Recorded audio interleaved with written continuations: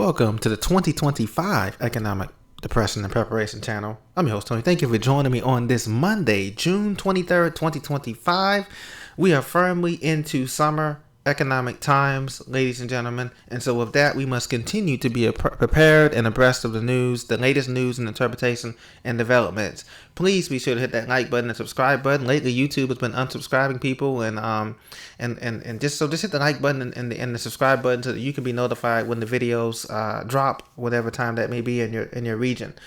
In the meantime, we're going to be talking about the Dow Jones today. It risen more than 350 points. There's still volatility on both Main Street and Wall Street as far as the United States goes. And other countries are feeling it as well as oil slides on Iran's restrained, quote, retaliation to the U.S. attack. So we're not going to get into that part of it, but we're going to get into the part of the economics here. Continued volatility as we end out the month of June here in the next week and a half here. We're going to see the Dow go up maybe 350 points one day and then down 400 points the next day because there's uncertainty with the markets, the Dow Jones, S&P 500, NASDAQ, Russell 2000, etc.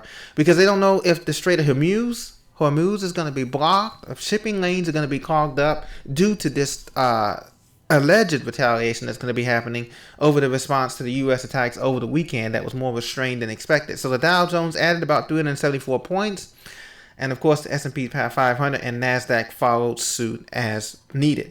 But everything is still under pressure here. As you can see, these charts the last couple of months here from the S&P 500 doesn't mean we're out of the woods yet, because oil supply shocks could still happen as gas prices did tick up a little bit over the weekend for regular unleaded. So we're still not out of the woods yet here with this conflict situation. And anytime we have conflicts, that's generally probably good news for stocks because stocks go up, but it's bad news for consumers, for us in terms of gas, utility prices, bringing over goods, clothing, any type of retail goods is not good.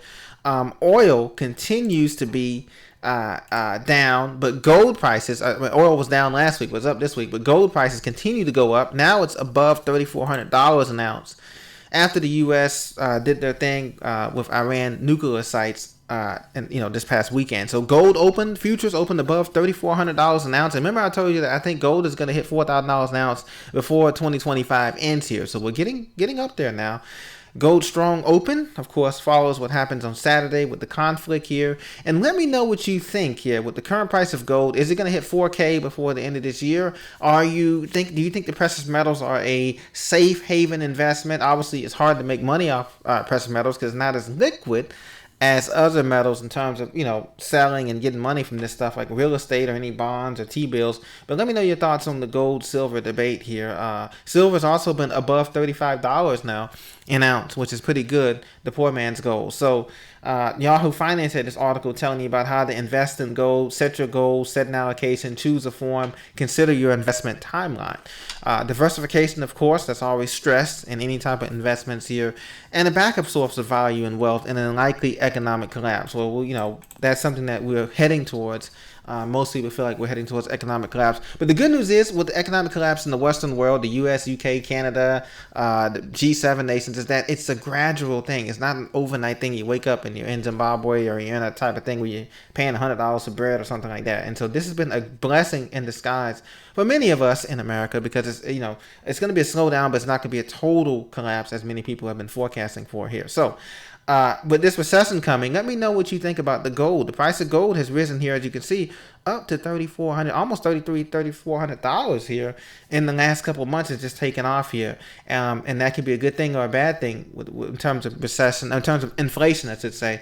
And also let me know what you think about the real numbers. Right now, inflation real numbers is at 4.5%. We know the real inflation numbers are at 10 to 12%, possibly even higher, because we take out food and energy. We're including food and energy, and we're also including the cost of living, daily cost of living, to maintenance, to your house, your cars, land, taxes. All of that has gone up over the last 5 years from the post-pandemic to the pre-pandemic here. So we're looking at all that, and we're factoring in all of that here And the tariffs have not going to be taking effect. And that thing I want you to watch for too, as we head into July, after the 4th of July and all the holidays die down in America, we're going to be looking at the effects of tariffs here coming into effect. We'll start to see the initial push of the effects right around September and October time frame.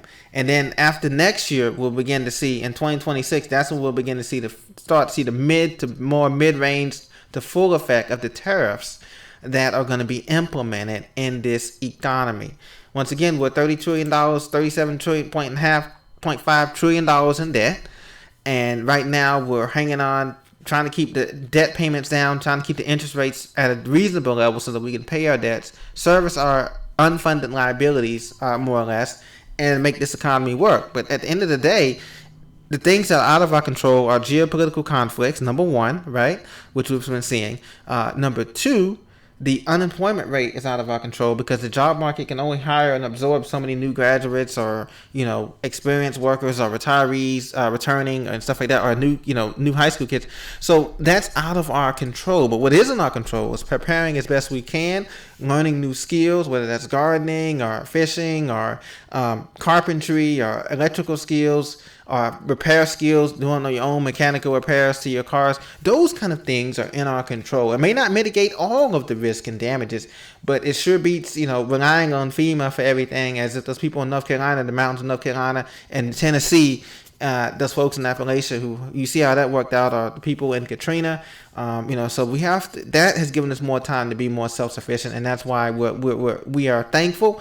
We're grateful as Americans here that we have more time to be more self-sufficient and to learn and to grow, with the internet still being available and everything like that, and also the rise of the AI.